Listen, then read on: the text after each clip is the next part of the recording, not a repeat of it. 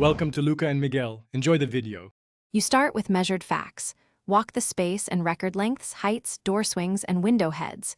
Using a chosen scale, 150 or 1/4 equals 1 minus 0, mark the outer walls on graph paper. Once the exterior is plotted, place interior partition lines to scale. Make sure to label each wall with its actual measurement. This avoids scaling errors later. Keep lines light, you will refine them. Now transfer any fixed elements, like stairs or chimneys, onto the plan. You now convert the floor plan into an elevation by projecting wall lines up from a baseline.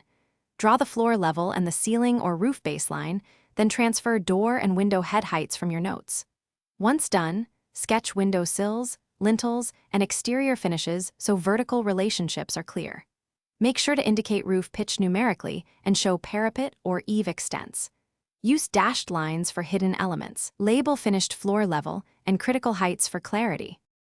You finish by adding material cues, trim lines, and a scale human figure to convey proportion. Dimension vertically finished floor to ceiling, window head to sill, and roof ridge, so contractors can build without guessing. Once annotated, darken final lines and clean construction marks. Include a north arrow and scale bar. If proportions look off, recheck measured dimensions and scale conversion. Troubleshooting tip: if alignments fail, remeasure one anchor wall and reconcile any cumulative measurement errors before redrawing. Thanks for watching and please subscribe. It's the best investment you'll ever make.